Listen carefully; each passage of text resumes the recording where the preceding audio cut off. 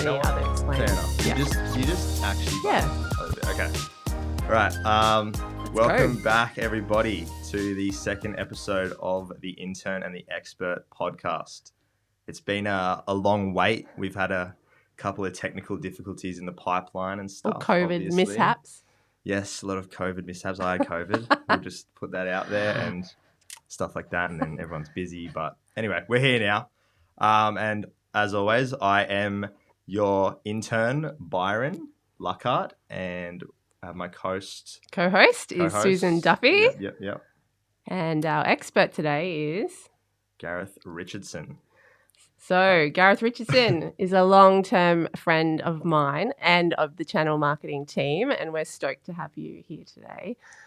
Gareth Richardson is the development manager at Economic Development Queensland, EDQ. You got it. He'll talk us through a realm of his history, but we'll touch on him in just a little minute. But firstly, if you haven't listened to our first episode, you would probably have no idea what this podcast is about. No, So the Intern and the Expert is a good opportunity for Byron, who is our intern at Channel Marketing, to bring on some experts like Gareth, who are across the property sector, essentially doing different roles. And it's a good opportunity for you to ask any of those wild and woolly questions. Yeah. I hate saying silly. I do But say it's silly. like But some of them are... the newbie questions. Yeah, the questions that you don't want to ask people and look silly. But a lot of people that are starting in the property industry probably have the same questions. Very true. So today is all about understanding Gareth's journey through his career and finding out any tips for people who might be thinking about getting into development along the way. Yeah. So should we There you hand go. over to Gareth to give us a bit of a insight into what your current role is?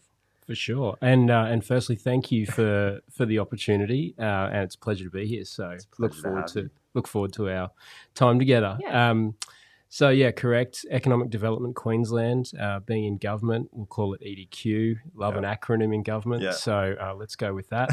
Currently a development manager. So that role sits excitingly within the Department of State Development, Manufacturing, Infrastructure and Planning.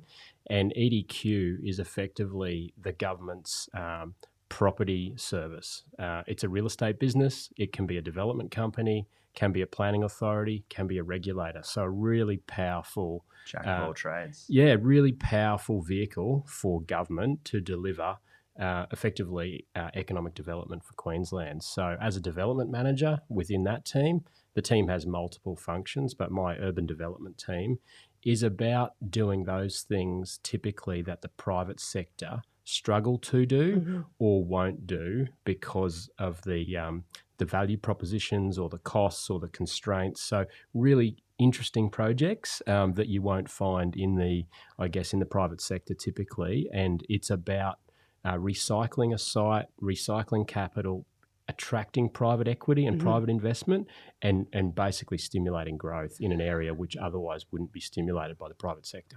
Yeah. I remember you telling me about some of the things you did, and I was like, what? That's not a normal development manager's role.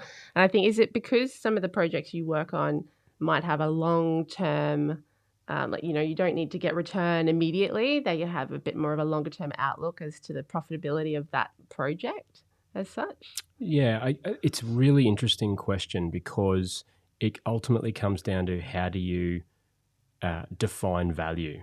Okay, so in a private sector development company, value is typically a derivative of a return on your investment or the legacy that you leave or the income generation that you create as a passive income stream or as an income or as an asset. So it's a really easy metric, and they're well understood by banks, by insurers, by the market.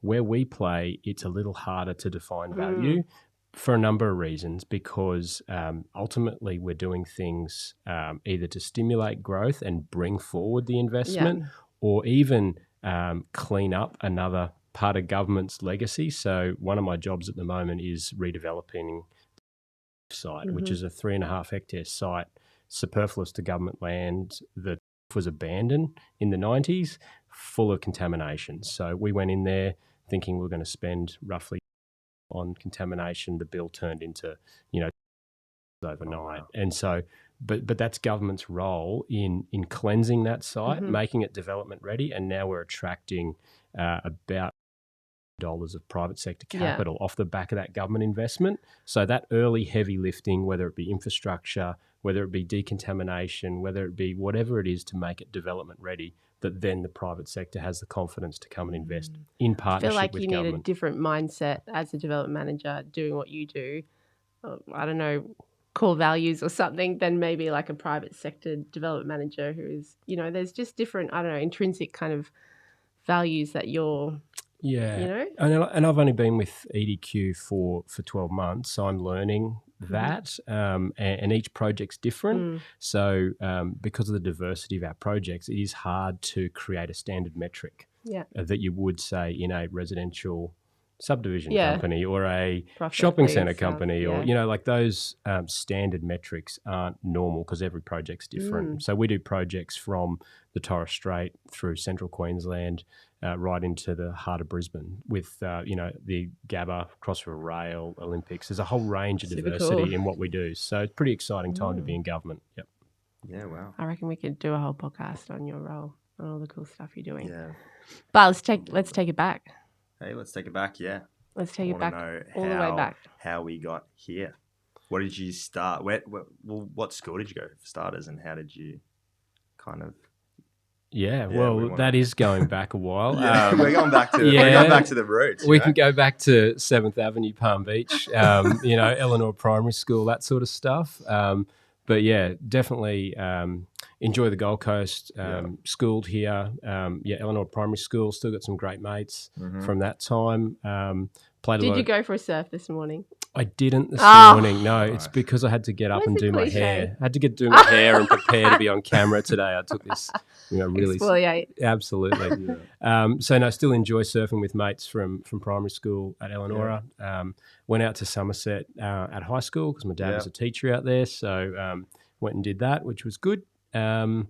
And all through, I guess, school, I had an interest in geography, economics, architecture, drawing.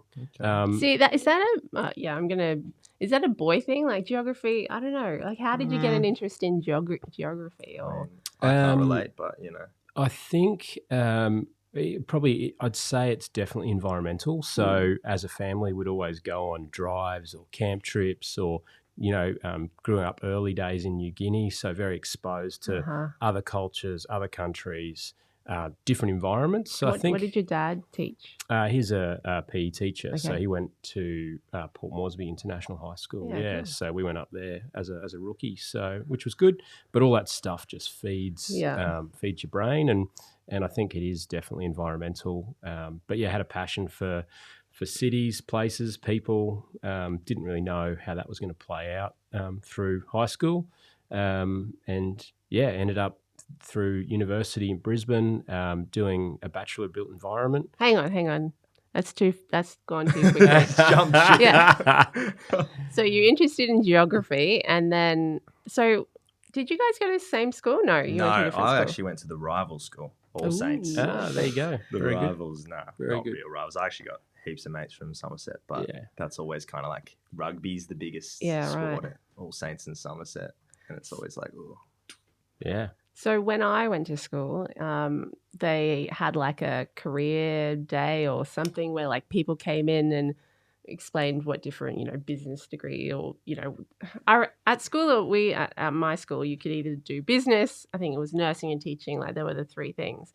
So for me, like the fact that you jumped into a degree in whatever seems so foreign. It wasn't even talked about at our school. Like, how did you know you wanted to do that? Did you have a guidance counsellor, or work? How did that all fold out? Yeah, good question. I guess with the combination of those things, went through grade 10 with the guidance counsellor.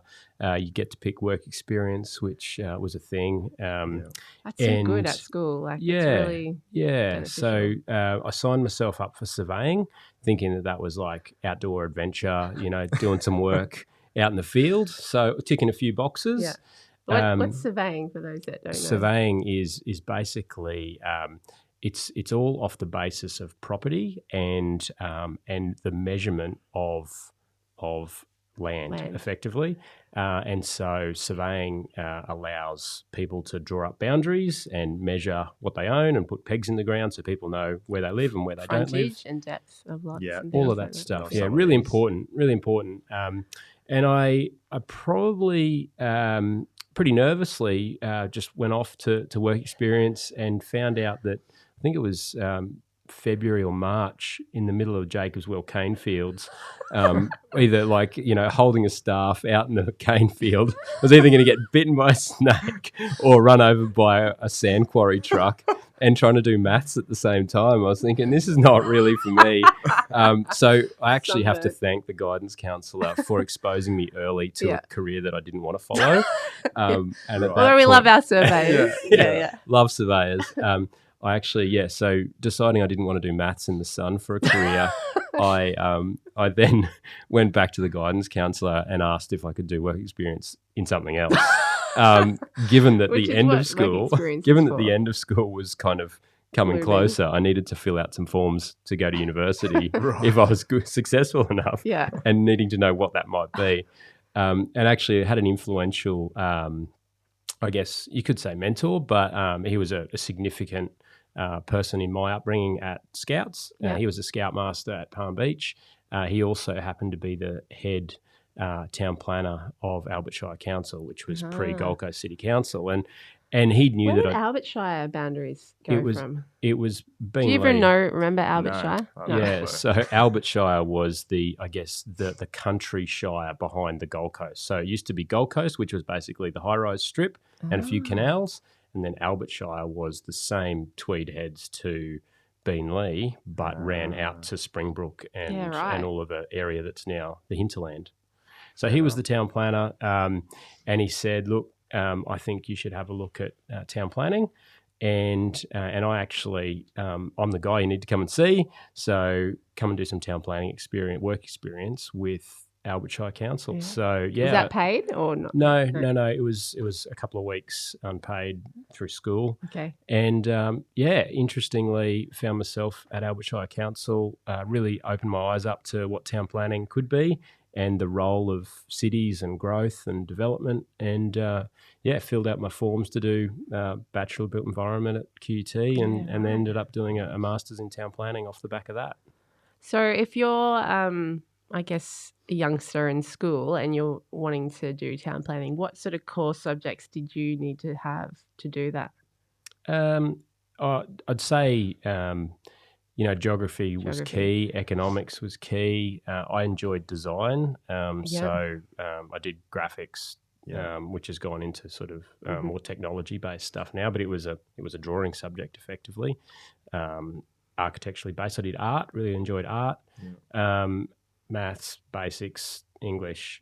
So it's a pretty broad degree, planning. So you can specialise and come from anywhere. I think you probably just need to have a passion for cities, passion for growth, understanding people and places, and what makes places special, and why certain things play out in different ways, and being, I guess, a little bit inquisitive about the why. That's definitely you. Yeah, definitely. And so being interested in that, and then the town planning stuff, that's the technical stuff that falls off the back of that. Okay. Yep. So he was at town planning, you were at doing work experience, and then did your degree at the same time? Yeah, no, so I did undergrad full-time, so moved to Brizzy, lived with my grandparents. So that was great. That was straight out of school? Straight out of school, yeah. So moved to Brizzy, and then off the back of that undergraduate degree, mid-90s was a huge recession in Australia. Yeah. So recession we had to have. There was no jobs for town planners. So you couldn't, get the Saturday paper and look under town planning and go, yep, that one's for me. So I ended up pulling beers at the Crumbinara Cell for a while and working with one of Dad's mates in his architecture firm. And I happened to fall into a job interview with a local civil engineer, engineering practice, Morton's Urban Solutions. Now they, interestingly, Warren used to work with the Scoutmaster, Uh-huh. Dave Arbon, and so the connections started to come together. And anyway, they gave me the job. It was a civil engineering firm with a little bit of town planning. So again, totally new to me, and not what you read about in the books at university. But I was working full time in this firm and doing my master's part time. So your undergrad was in built environment, did you say? yeah. And that made you a certified or just a town planner? It was a planning. bachelor degree, Bachelor so it was a degree, yeah. generalist. So we were in there with architects, surveyors, interior designers, landscape architects, and town planners. So we all kind of were studying similar stuff, but had our specialties. Yeah. So town planners, can you dumb it down for us and tell us what does a town planner do? It's a good question. 'Cause I was just letting him go Roll. ahead with it, but I'm like, I'd like to hear as well. Because, you see like engineers, town planner, like, I don't know. But You drive around the streets and go, oh, it's good streets, good place to live. But you have no idea about who does it? how Stuff does it all come together and who makes the decisions? Is that a town 100%. planner? I don't know. How does it all work? Yeah, good questions. Because I guess town planning's core function is to manage growth, and so it's about managing Population growth. Well, yeah, managing and planning for those changes. Now, in Australia, where we are, we're in a growth economy. So we're planning for growth, the population growth that comes with then infrastructure requirements, whether it be schools, hospitals, police, roads, open space, parks, places for people to live. So all of those things are the product of us growing. And so planning in this country is all about planning for that growth. And so growing up on the Gold Coast, it's very much about change and evolution of high population growth and needing to deal and accommodate with high population growth. So planning has a really key role in being ahead of what's happening now and forecasting to accommodate that growth. So what are the decisions we need to make today to accommodate the growth that's occurring in the future? And what are those little incremental changes that we need to assess and determine is that appropriate so that it fits within that broader plan for the city? So is that things, and these are silly questions probably, but from my side, is that stuff like dictating to developers or, people that, we need this many hospitals in this area or this many libraries and, this type of product, housing product or units or part, like, does it get to that level of detail? Yeah, all of that. And in really simple terms, there's a strategic side of town planning. Yeah. So that would be like the policy setting and the higher order planning. So really on a city-wide scale or on a Southeast Queensland-wide scale, like in a region, sort of saying, okay, where are the hospitals going? Where are the services? Where are the housing? Where are people living? But right down to then development assessment, which is smaller master plans. Well, no, within a particular street, say, when someone wants to build a unit development, what's the size of that unit development? How many car parks do we need? How does it going to respect the neighbourhood as it currently is? Yeah. But how does it fit within how it's going to be planned? And that's the piece that super cool, like pretty important role. Yeah, so the decisions that people make are really at that front end strategic side of things in policy setting and setting the future vision and future plan, and then on an incremental basis assessing development applications and development as to whether it complements and furthers that plan. And if it doesn't, then there's often a whole range of decisions that have to occur, and some of those include the community and some of them don't. Yeah. Okay. Now, so you finished your undergrad, then you were pouring beers because there weren't many jobs, and then you decided to do your master's. Is that where you got to? So my undergraduate degree was just a bachelor's. Yeah. So to be certified, you'd needed that postgraduate qualification. So ultimately it was needing to be done. I did struggle with the concept of being called a master, having never worked in the field. So I just struggled with that. You can get. I struggle with that. So I really valued that kind of full-time work and living the profession, and then coupled with the theory and doing the study at the same time. Also paid the bills. It helps. It does help. So did you go and find a job? Yeah, so my first job actually in between starting full time, I did the 4 months in Mackay as a student planner. Ah. Yeah, so because there was no jobs around. And that was paid or unpaid? No, this was paid, yeah, Okay. but it was like a student secondment for 4 months in Mackay, and it was to backfill effectively their planning team Yeah, right. during holidays and stuff. So yeah, it was a great experience. I went up there, worked through Christmas for a couple of months. Was that with Morton's? No. No, Mackay City Council. City Council. Yeah, so this was before I started. Yeah, you know, Okay. kind of full time. This Yeah. was a kind of between undergrad and Gosh, between my Mackay's masters. changed now. Well, you've got friends in Mackay. Yeah, Mackay's changed. Interestingly, did some great stuff up there. Worked with some really, interesting people, and saw a whole different world to what I was used to here on the Gold Coast. So, but I guess every place is different, and getting into that kind of local story and understanding what's important to them as a community.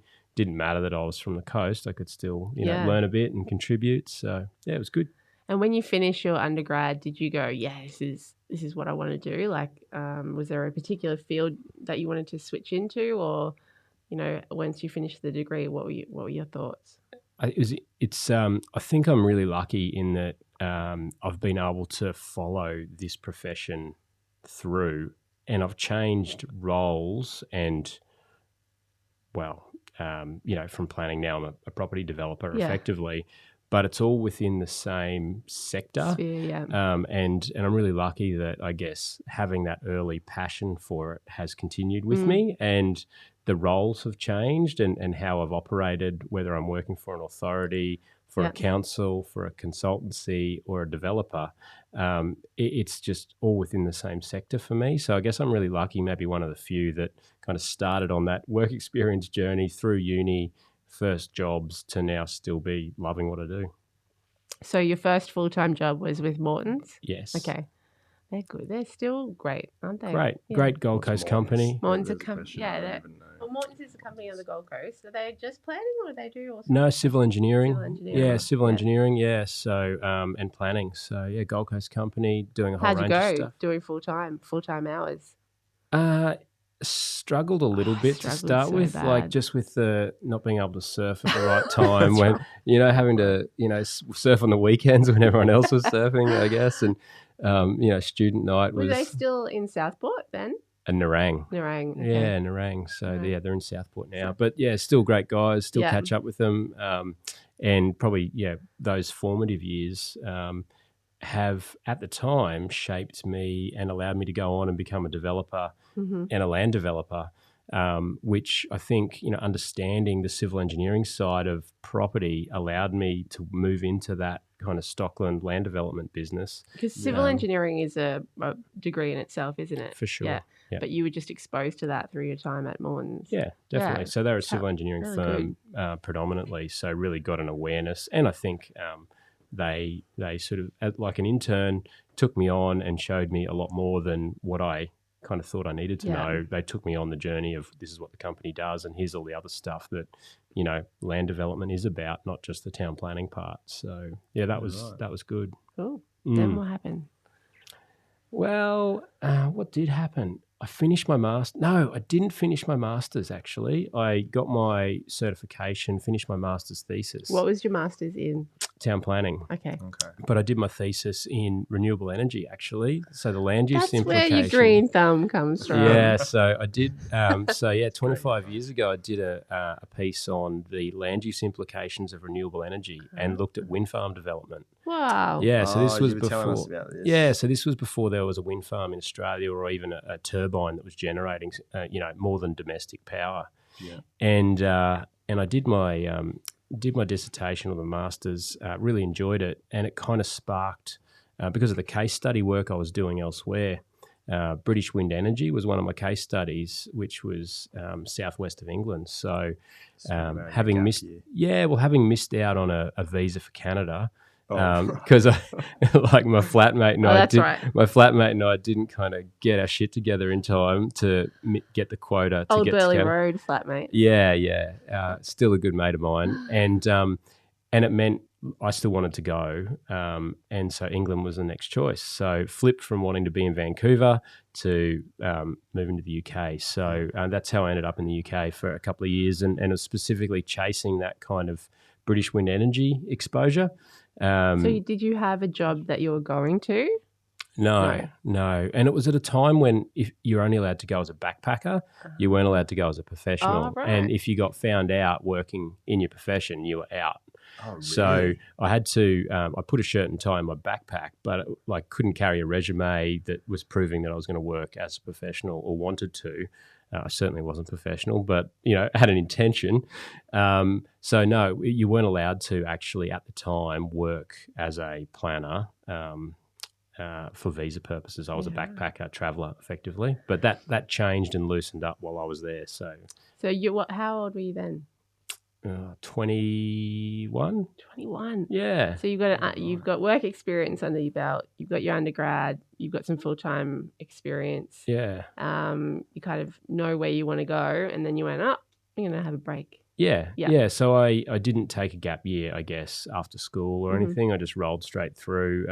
Pulled some beers for 6 months in between undergrad and masters, and worked in Mackay for a bit. But no, it was pretty full on doing the full time work and masters study. Yeah, so that's pretty hectic. And so I was done at that point. And so getting overseas was a good thing for me. And probably through a connection that my dad had through a footy tour, rugby school came out from the UK.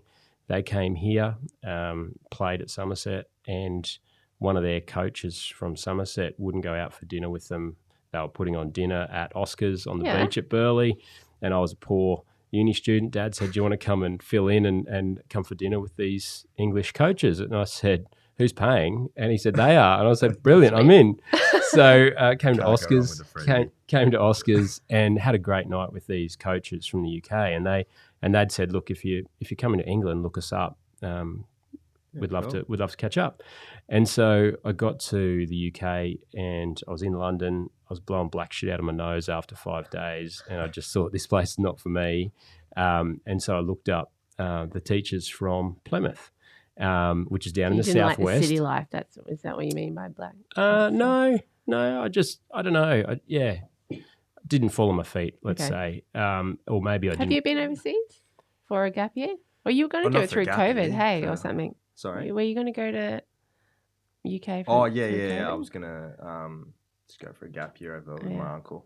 Okay. But might still happen. Never know. We'll see. Highly recommend it. And having went as a professional, I guess that opened up the next 2 years for me, which was great. So where's Plymouth? Down in the southwest of England. Mm-hmm. So that's where the wind farms were. So I went, awesome, I'm going to go see these guys. I can maybe get an introduction to British wind energy and everything will be happy.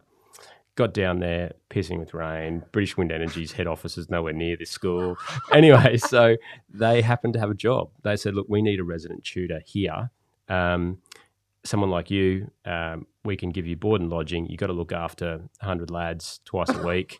And do you want to do it? And I'm like, yeah, no worries. Cool. Because that means I got food, I got a flat, and I can chill here for a little while and just recalibrate and work out where I'm going to be. And how old were the boys you were looking after? They were 10 through to 17.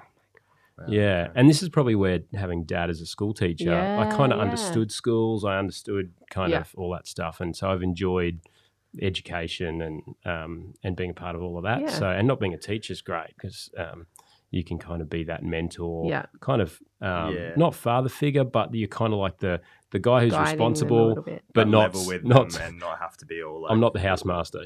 So that was great. So did that, and kind of landed in Plymouth and thought I'm just going to play guitar, read some books, go for bushwalks, hang out for a while, do this, and just see where I go. That lasted about 2 weeks, and I'm like, that lasted about 2 weeks, and I was like, I got to get my shit together here. And so the council, it was a bit like it's one of the largest cities in the UK, big council. I thought I'm going to go down and see if there's a job in the planning department. Pretty naive of me. I just rock up. Actually, it was through the school. There was a contact they gave me guidance counsellor at school. I went and Yeah. saw him. I said, "Can you link me in with the Did you? council?" Yeah, and so At the he's place where you were working, at the school. Yeah, and so he said, actually, one of the kids at school who played rugby, his dad's the head town planner. Oh my god! And so I'm like, cool. Can you give me his details? I rang him up. He came in for he said, come in for a chat. So I came in and saw him, and he said, That's how it works. And he said, look, we've just done a restructure. I haven't got any positions for you, but great you're here. I know you're here. If I can help you, I'll let you know. And I was like, no dramas, no obligations. But because I don't fully appreciate how you work and how you operate in UK system of planning, can I do a bit of work experience so that if a job comes up here or anywhere, I kind of know a little bit more about what's going on? Yeah. He said, yeah, fine, no dramas. Come in tomorrow and I paired me up with the transport planning team because I think he thought that they were had a bit more exciting stuff on, or they had a bit more work on. And anyway, I did. And so were you doing the job at the school and this? Yeah, but the job at the school was 2 nights a week. Okay. So it was like a Tuesday night from 3 till midnight and then every Saturday from 3 till midnight. Okay. So it was, had a bit of time. Yeah, plenty of time. And so, saw him next day, rocked back in with a shirt and tie on that I bought at some charity shop around the corner. No corduroy jacket. But the boys are both in corduroys today. Love a bit of cord. Yeah, can't go past it.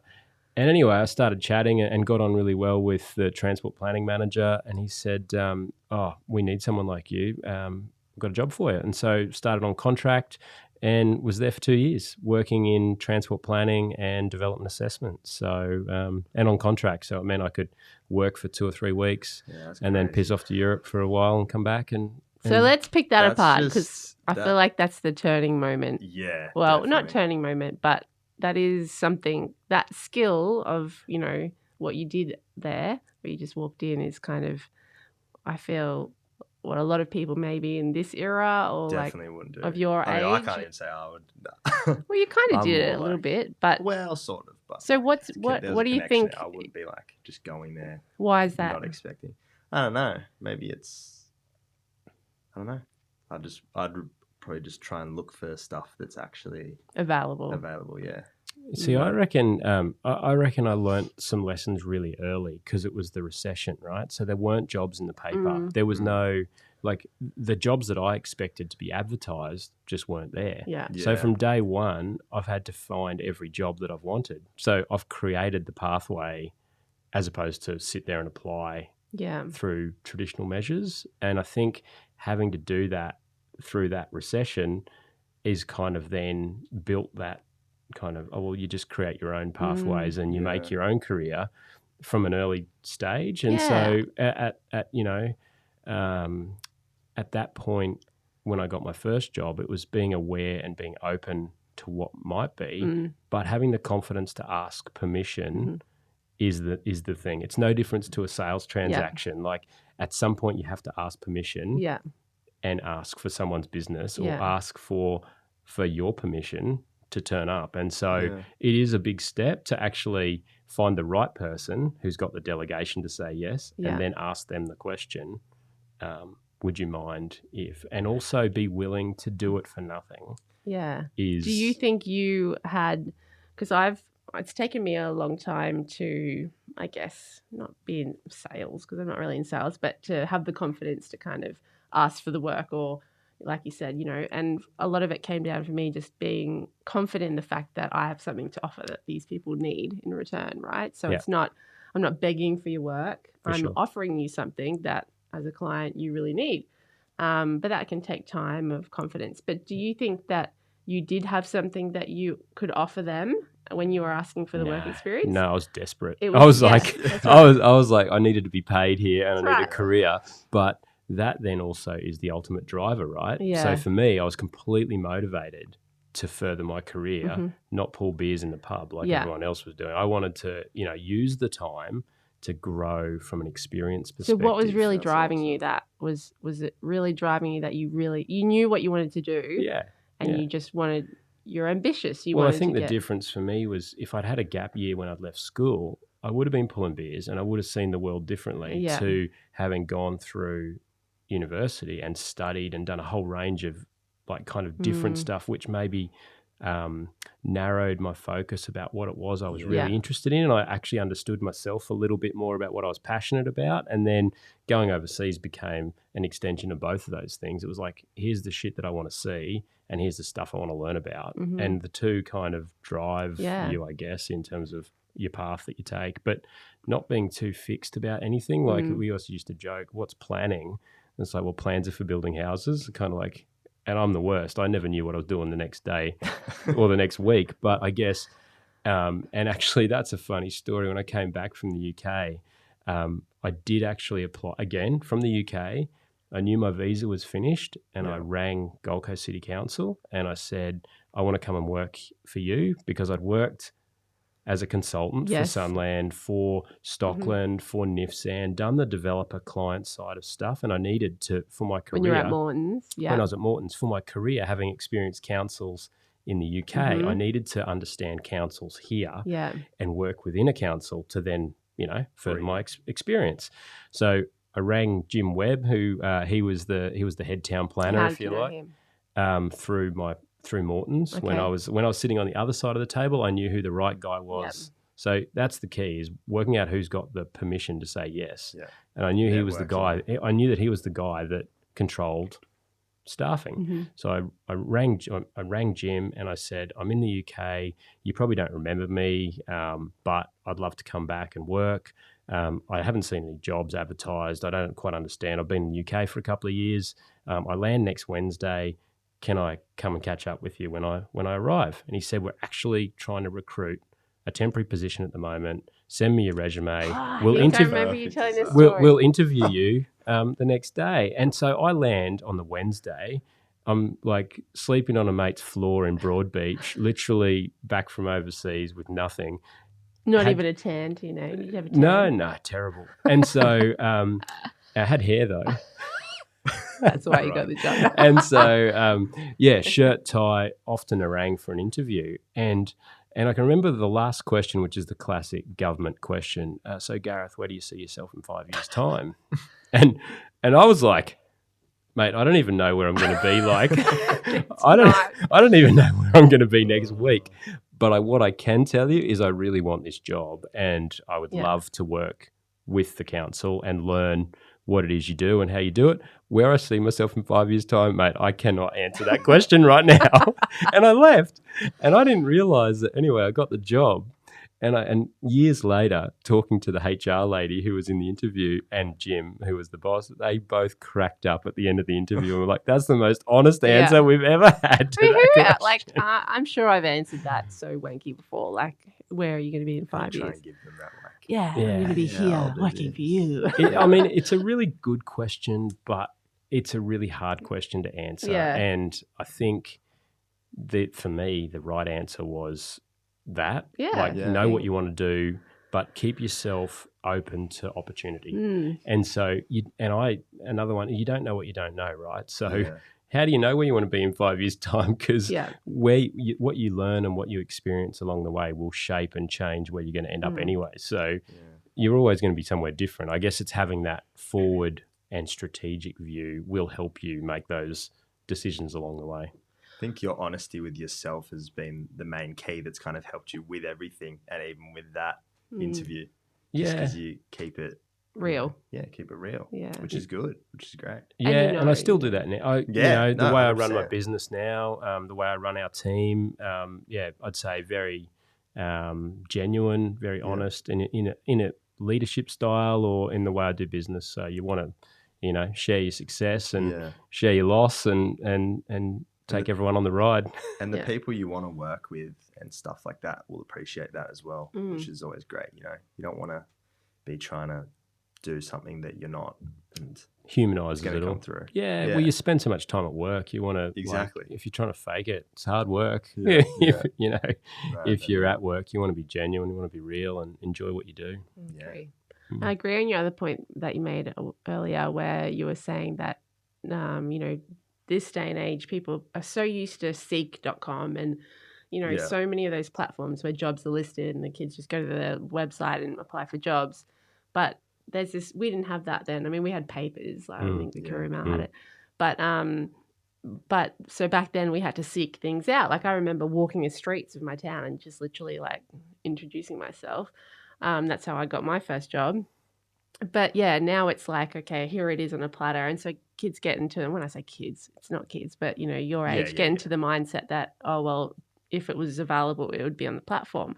But there's so many jobs that aren't even thought of, Exactly. you know, yet. Like when you came to us, like I didn't know, I wasn't No. about to advertise for an intern, or your role wasn't being advertised. Like you've got to make the opportunities And happen. I've learnt that as well, like networking really, and living proof of it, sort of, with people like, you know, you had the people in the UK that could help you that way, and then move across to that. And then when you came back, you knew who was running that part of the Gold Coast Council and stuff. But like, even I've learnt that like networking and knowing people really Being can get genuine. you a long way. Yeah, like there's networking, and then there's, you know, with every touch that you have with someone that's in your field, having a genuine interest about what they're doing. Yeah. And I think that's where you're different. Like, you know, you'll, whoever you're working with, you genuinely want to understand what drives them. And so the conversation you have with that person is strong enough that you can then call them and go, oh, remember we were talking, you know, and then, I don't know, I think there's, And people remember it. yeah, rather I agree. than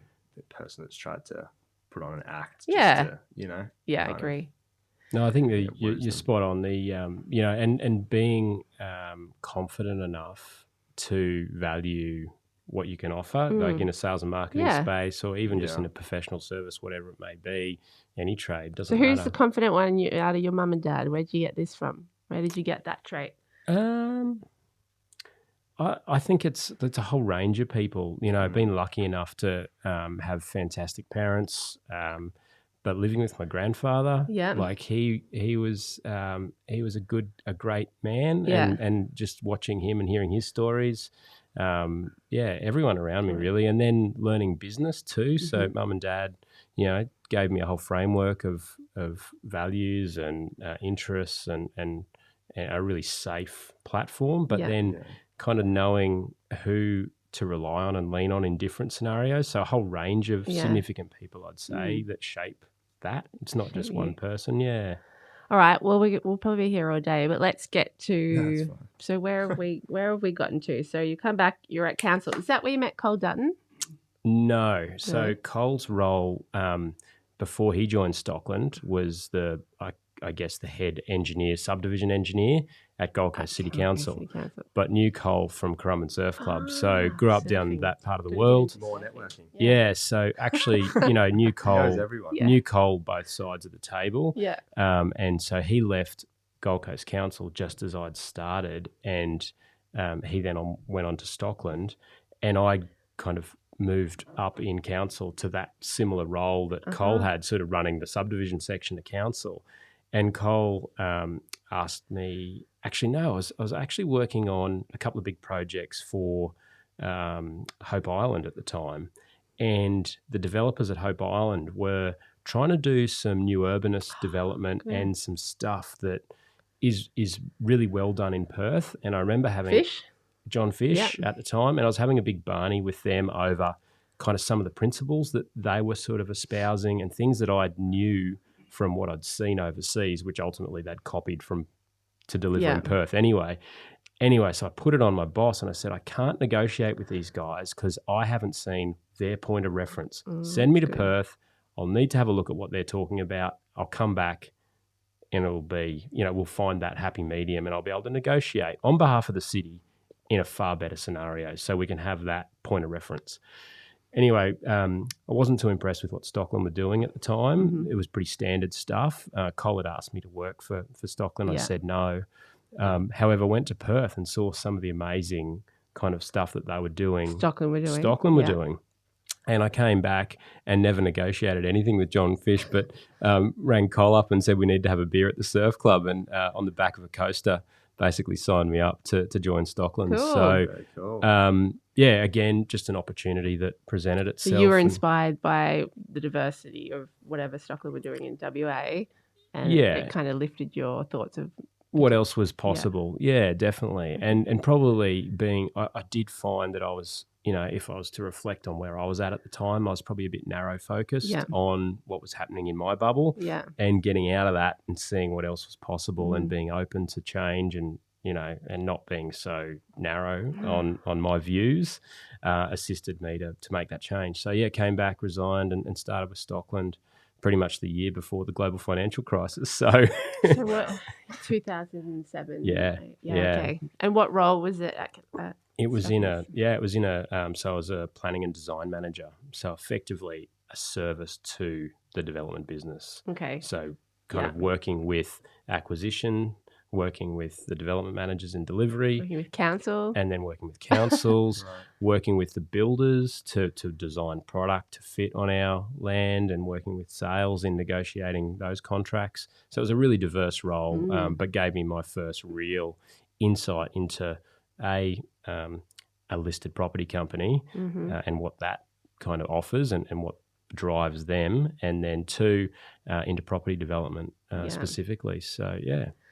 So that role, because I met you a couple of years later, I think you were still doing that role, maybe, or a version of it. I remember, you kind of have in that sort of business, you have development managers, marketing, and sales, and then kind of planning design is like this, everyone like this fluffy kind of area where, people don't make fun, but it's like, oh, what do you do again, But I just went to a couple of meetings with Gareth, where I fully understood what was happening. So, your ability to kind of, and I always think this is your trait, but obviously it's a trait of the role as well, your understanding of council's requirements of what they're trying to get out of things, then you have to balance that with what Stockland is trying to get out of things. Those metrics we talked earlier about, it's got to be profitable, blah, blah, blah. And then your role is essentially to try and mesh those two together to provide an outcome that's, Win-win. Yeah, a win-win scenario. And projects don't happen unless that occurs at the beginning, right? So it's a critical role. And I think, really is, to me, it's at the top of the process and then everything kind of rolls out from there. Is that what you, like, reflecting on kind of your role when you were at Stockland, do you felt like, does that sum up kind of what that role does? Yeah, it was a really diverse role, but similarly, Cole was very open with me. He said, "This is a new role. There's a need, but you're going to need to make this your own." And I can't. So, what would KPI like? What would have been like? How would you have measured your performance on that sort of role? Yeah, it was kind of a role that had probably three core functions. Yeah. First one was working with the acquisitions team. Yeah. So working with them about investment risk and where to buy, what was the time frames associated with the assumptions that they were putting into their commercial models. So how long is it going to take us to get this approval? How much is it going to cost? Are we going to end up in court? What's the risk profile around this project? So working with them, so the commercial managers in acquisitions, shaping up those kind of parameters for buying, because you make your money not when you sell something, it's really about when you buy and how you buy. So really important, like selling stuff actualizes the profit, but upfront is where you either make or break largely a project. And then it's about managing that on the way through. So acquisitions, and then secondly with the development managers about implementing the projects and working on the projects.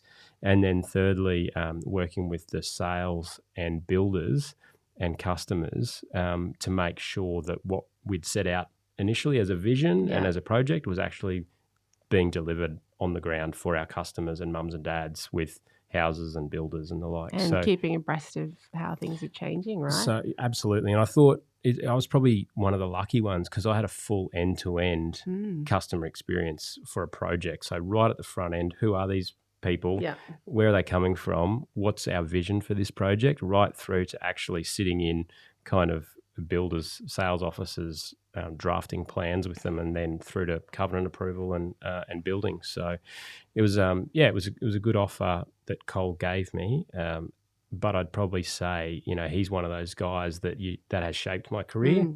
And the way he thought about things, his leadership style and leadership skills, like council's not the place, or government typically, for great leaders. And I didn't really know that at all at the time. And so I guess what I learned at Stockland was not just around property development, the planning, design, and ultimately development management stuff. That's pretty universal as a skill set, but it was that leadership space and the people space that I really enjoyed and learnt a hell of a lot, and probably shaped me most today. Yeah. Cole Dutton's a good egg. Yeah. We like him. So your role then at Stockies, so can you give us an example of maybe, when a market has shifted and, they were selling X sort of stock, and where, you've had to go, hang on a minute, it looks like things are changing and you've had to kind of go back and redesign and work with the team to execute that? Yeah. So in terms of the 20 years plus I've been in the sector, I've learnt most through that global financial period where business just changed overnight or stopped. Now, when it didn't stop, it stopped for us in the markets that we were playing in. There's still a market there in delivering housing. It just wasn't the market that we were geared for. And so overnight, we needed to shift our business and find that new market. And it's not easy for property to change quickly because there's approval constraints, there's then delivery constraints. And so you can't just one day say, I'm selling 800 square metre lots, and then overnight I'm selling 250 square metre lots, because they're the first home buyers that can, A, get money, B, need a house, and so you're active in that market. Upgraders then were ceased. Absolutely. So the established market froze. No one was upscaling or upsizing at the time, which was our market. Yeah. So we had to change overnight. And so that was a fascinating process, because I think we all suspected it was changing, but it literally happened. One day we turned up after Christmas and there were no inquiries, no customers. And we literally sat around the boardroom and were like, what are we going to do? And you did have a few in the development business going, well, I've got my pipeline approved already and I've let these contracts. It's like, what's the point of building that stuff, mate? Because no one's buying it. But so if you just look at your role in the business as production, that's fine. But as a business, it's a pointless exercise building the wrong product. And then there's two things. There's like the delays of changing plans through council. So there's opportunity cost of like, have we got enough time to make this change, or do we just pause that particular development front and bring on another development front that had a different product offer? So I really enjoyed that time of change and the ability to go back to first principles again. So, midway through projects, actually going back to the start and saying, who are our customers? Where are they coming from? We should what be do they doing that want? all the time, right? Absolutely. But I think when you're in a good market, you get a bit fat and lazy, and you just kind of, you don't have the need, and not saying you shouldn't be doing it, but because you can sell anything, people just continue to do what they do, and so they don't question what they're doing, or maybe they're leaving more margin on the table by not doing it, or there's a better market somewhere else, or there's more competitors in that market because everyone else wants a piece of the pie, so you need to shift. So I think I've enjoyed most that period of change and reshaping master plan communities that had 15, 20-year visions that you had to then go and introduce new products or new development fronts or change the way we were operating to continue to make money. Convey to a customer that they actually want to buy a 300 square metre block. That was the interesting part. So we were back in the day delivering 600 square metre plus as the standard lot size, 4 or 5 bedroom homes, and everyone was borrowing $600,000. That was the standard market at the time that we were playing to. That was 80% of our profit in that particular market segment. And overnight, those upgraders disappeared. So having to change back to investor builders, first home buyers, a whole range of different customers that we'd never spoken to much before, and learning their language and what is it that drives them and how do we market to those particular seismic shift for that business too. It was a huge shift, and we had to make some pretty hard decisions that you drive around now and I can spot I can spot the streets, I can spot the product, I can spot the moments in time when these decisions were made. And you know, you can look back and reflect on that, and they had to be made because, you know, being a listed property company, we had to deliver Yeah. on the forecast margin Yeah. at the time. So we had to shift the business to continue to deliver, which is fantastic. Whereas, you know, maybe say some government sector work or small privates can afford to either keep doing it because they need to do it for other reasons or stop. We couldn't afford to stop, so we had to change, which was really a blessing. Yeah. I think that is what I love about property. It's just not, you know, you're not doing the same thing every day, you know, and thank God for that because it'd be boring. But, you know, you've got market fluctuations, you've got so many things that can ebb and flow. And I find the same passion in the same area, you know, being able to go, okay, let's review what's going on and go, well, actually, we could target these people, get a bit more money. And, you know, yeah, I think that's the same sort of thing that I love.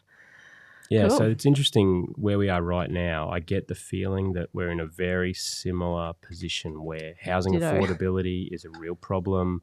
There's real pressures, there's market constraints, things are tightening, but we still need to build houses. Yeah. And how do we find a way? Because just putting up the price isn't going to resolve anything. This is fun.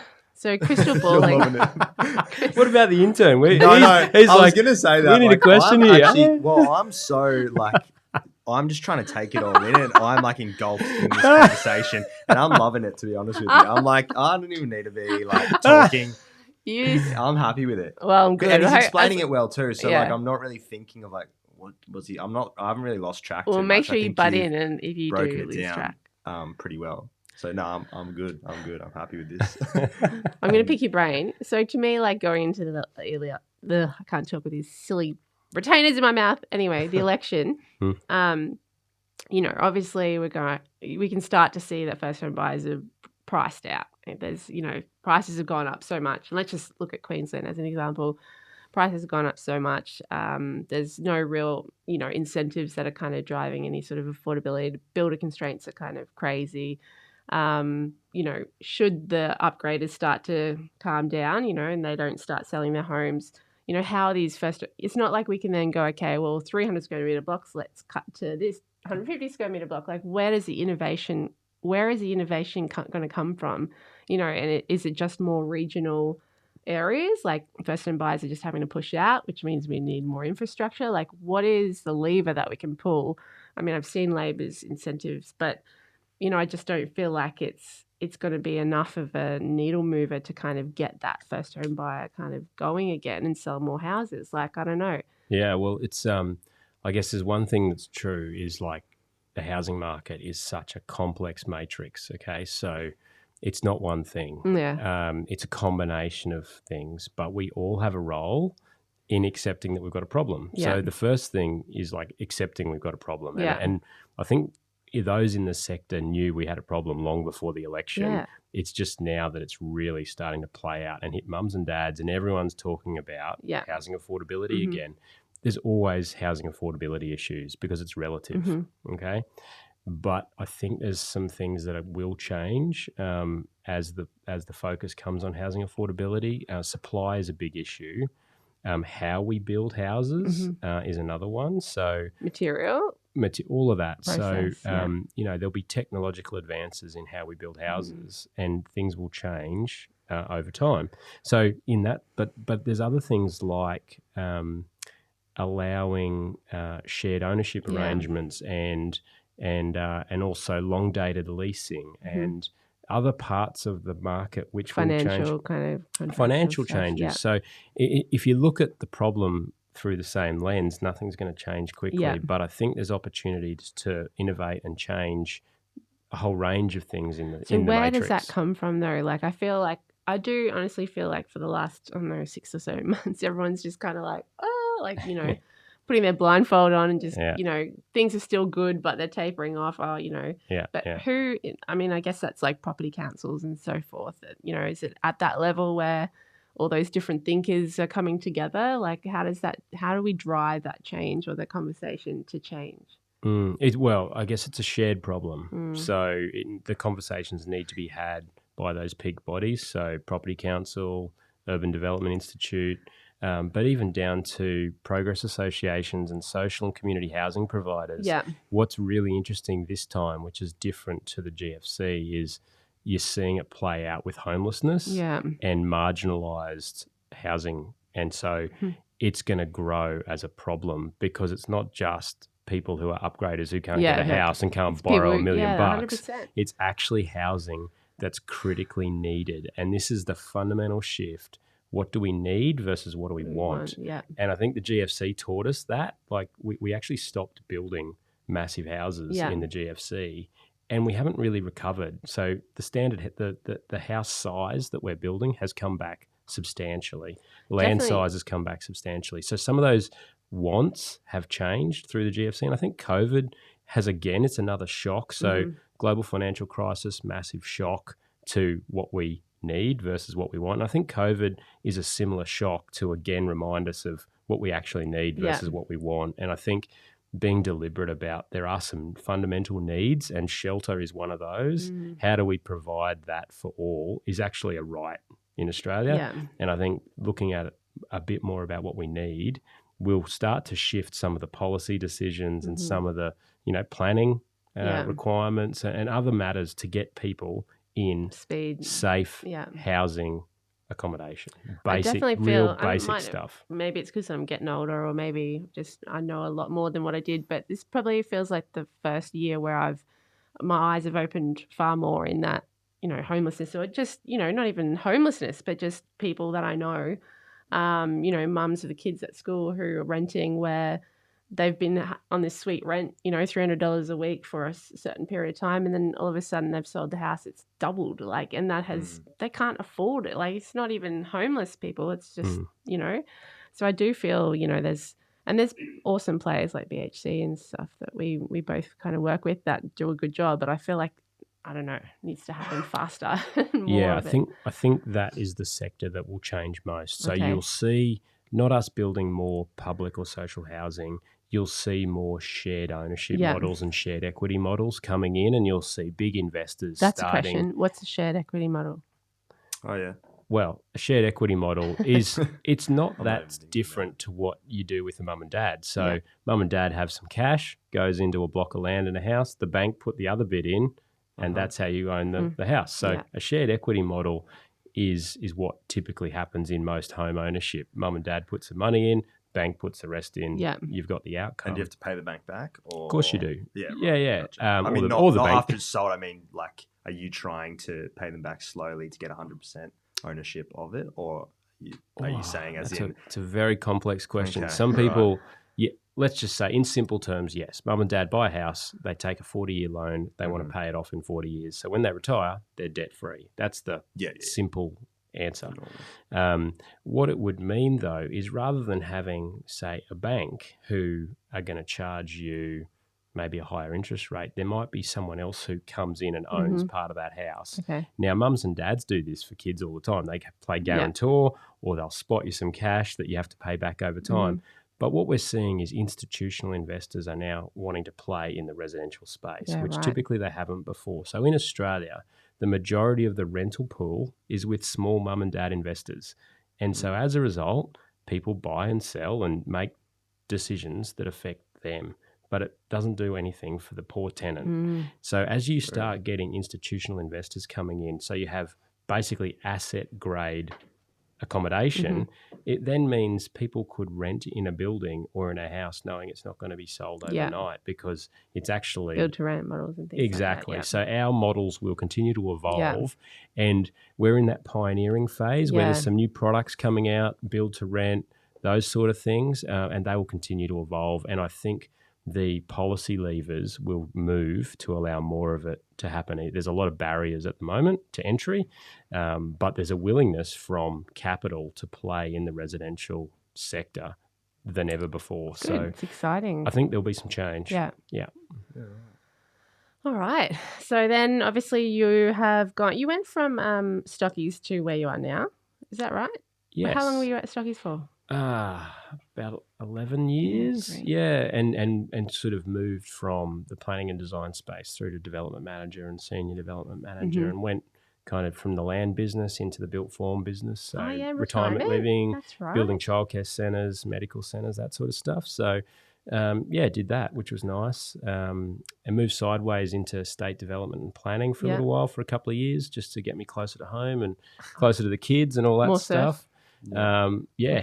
But that was good, like put me back in government again, and through being within the department, working out where I wanted to be back in, property development again. EDQ came about, and I said that I'm a development manager, and they said, "What are you doing working in planning?" And I said, "Exactly, get me back in, get me back into property." And so I'm lucky enough to be back in as a development manager with some amazing projects. Nice. Full circle, feels like. A little bit. Gathering all your bits and along the way. Always Come learning. back as the Yeah. gone away. And was funny because stuff. I was out of planning for over 10 years, and then I needed the change and took the job managing the State Development and Planning Office that had 12 staff. And I remember walking in the first day as manager of this team, and I was like, I really don't like town planning anymore, and I don't understand what you all do anymore. And they all looked at me and were like, great hire, that one. I was like, who is this guy? Like, how did you even get the job then?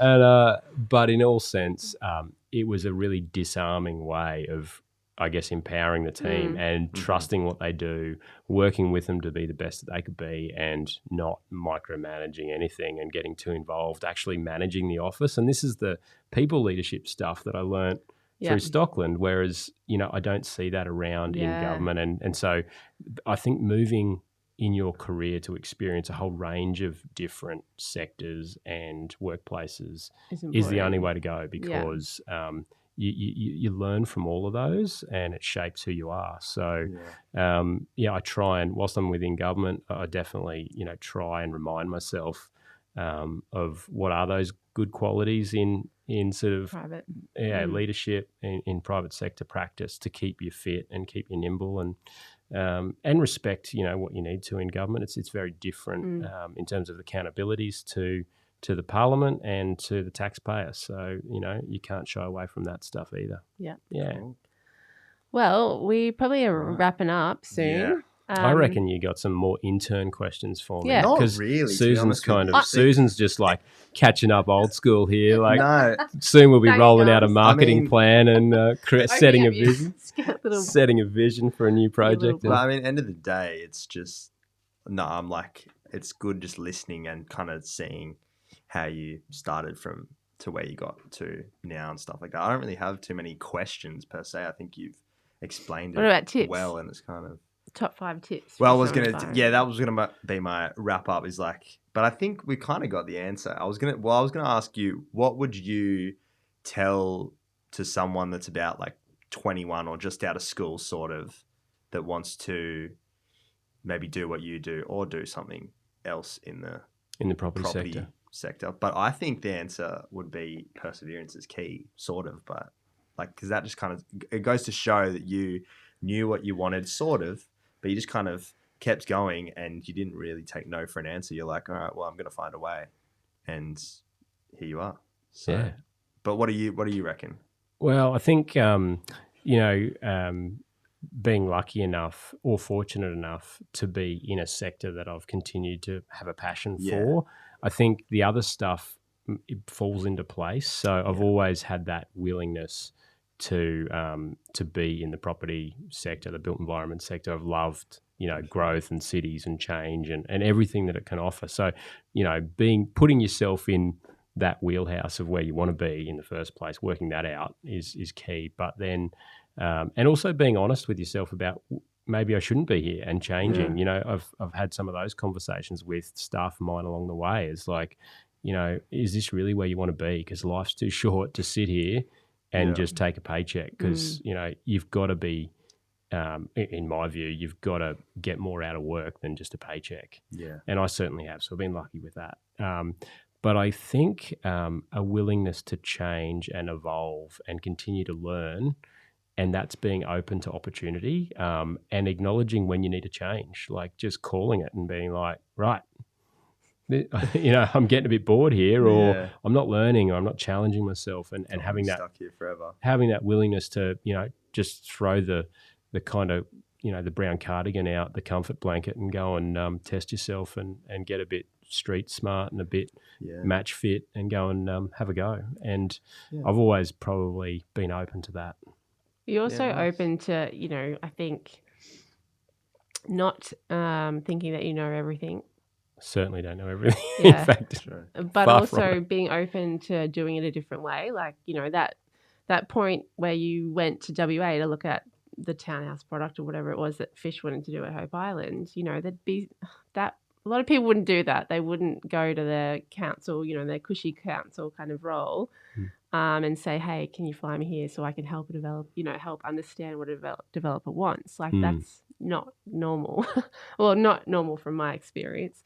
So I think that ability, one of the things that I think you do that you might not be aware of is, just having an open mind to change and not being afraid of it and stuck in the four walls of what you've always done, which probably ties into, town planning, growth, like that maybe. ability to want to, always look But I think forward. it goes back to your first question about what's town planning, and it's about managing change.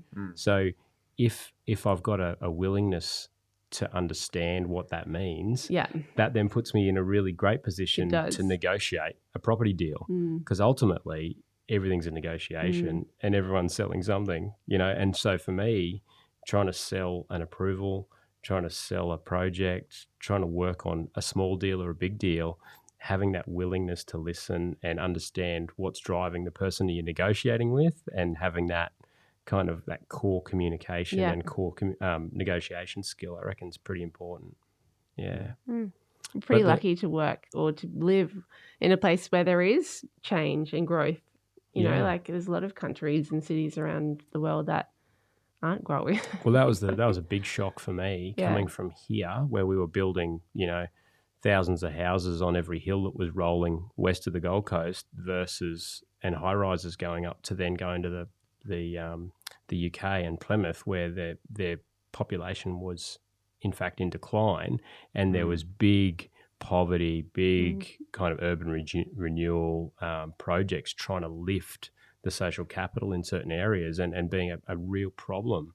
It was eye-opening for me, because I hadn't seen that here on the Gold Coast, because it's such a new city, young city, lot of growth, lot of optimism, as opposed to a city in decline where industries were shutting down and there was no jobs and no future for some people as they saw it. So, not a great outlook. And for me, working in that place, it was just like, wow, this is so different. Good insight, I guess. What about mentors?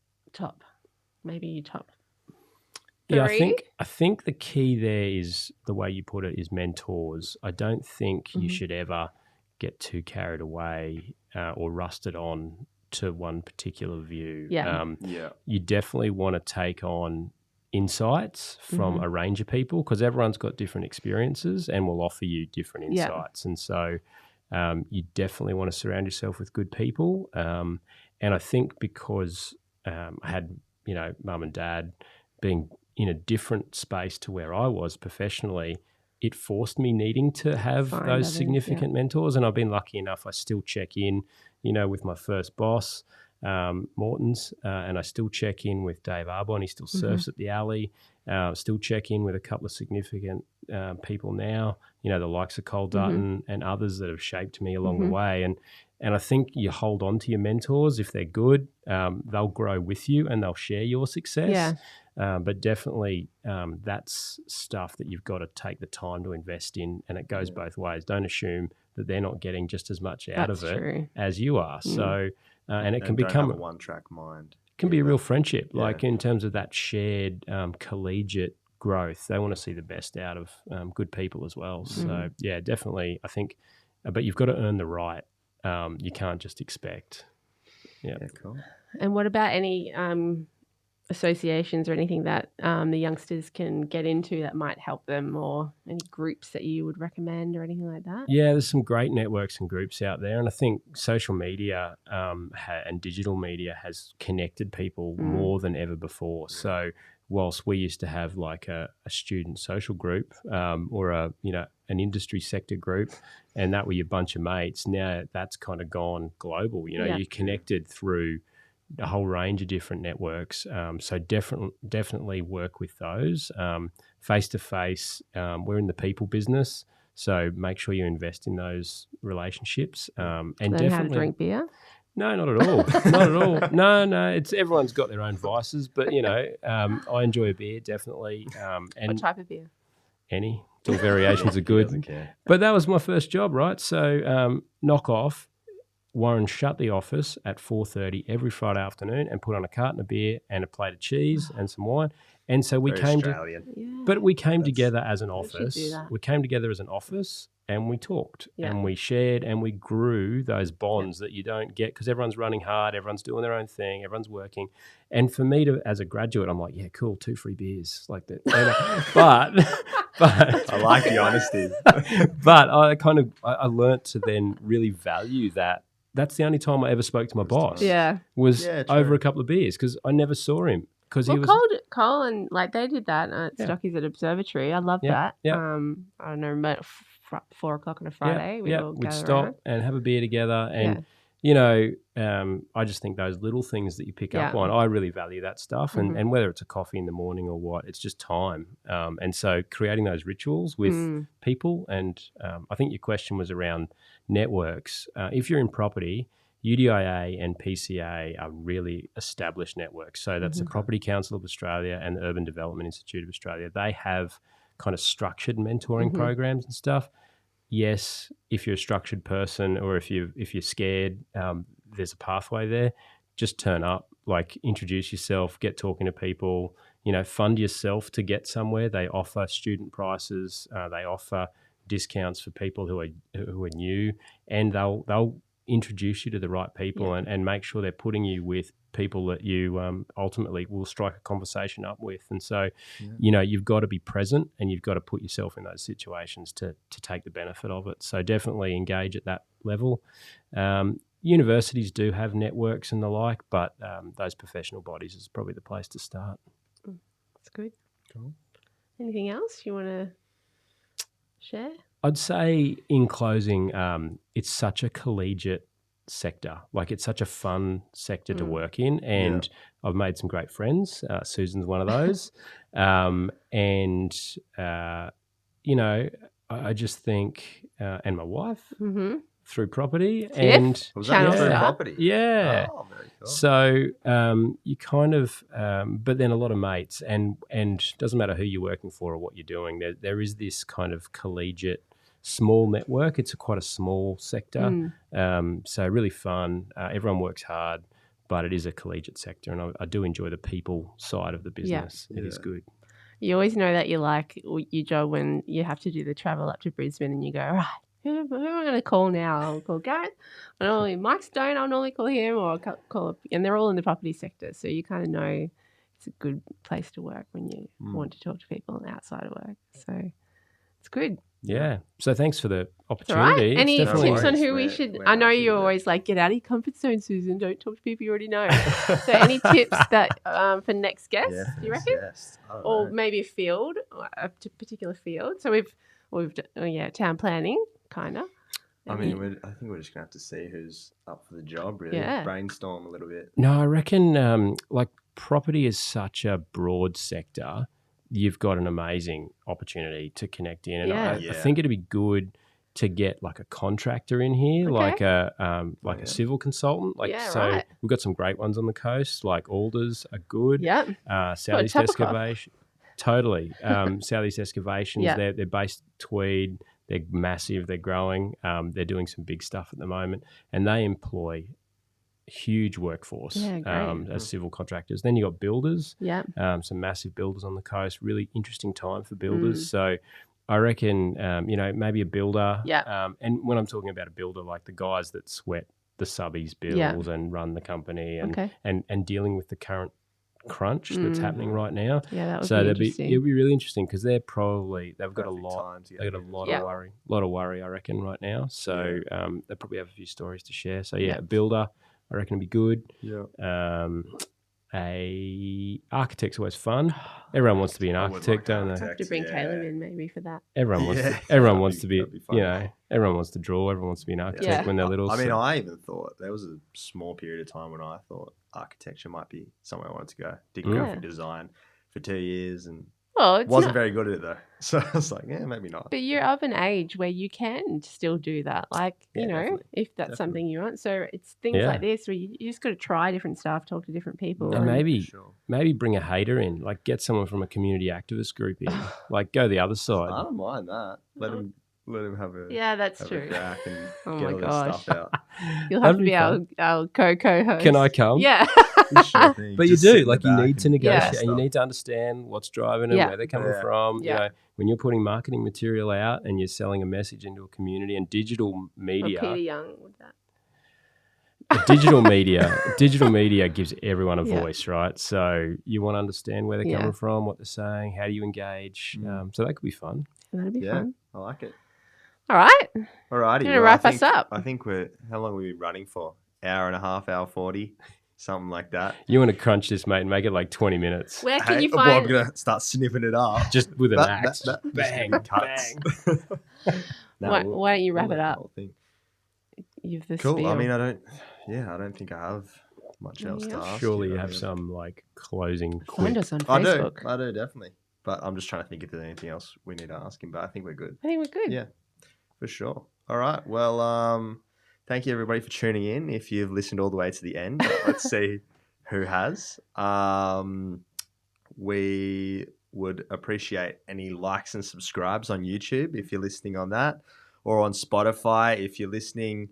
Maybe share it with someone that you think might want to listen in about this, and also follow us on our socials, Instagram, Facebook, just at Channel Marketing or Channel Marketing Group. You'll find us pretty easily. And maybe if they've got future questions for our guests, we'll start to. Yeah. This one we were being like, secret of who the guest is. Yeah, we But gave you a maybe couple next teasers time and we stuff. might tell them who it is, and then people can submit their questions beforehand or something like that. Yeah, maybe not a bad idea. Yeah. Well, we did think with you, and you've got some students and stuff like that, or younger people that maybe you could ask them and let them listen to us, maybe, or send them our way, and then they might have some questions or something. Yeah. We'll Easy. see. Cool. We'll see. I like that Alrighty. idea, flipping it around. Yeah, I think so. It's all about networking, It is. like we said. Thanks for coming in, G. Yeah. Thanks, Jay. G-Bang. I got G-Bang in right at the end. You didn't say that at the Tiff will start, be did you? proud. Yeah, Jay. All right. Alrighty. That's a wrap. Wrapped. Good job. Good job. Thank you very much. Thank you. That was a lot of. Cheers. Can you cheers with Cheers. water? I don't think you Oh, can. why not? We'll go have a beer. Yeah. Get some food. That was fun.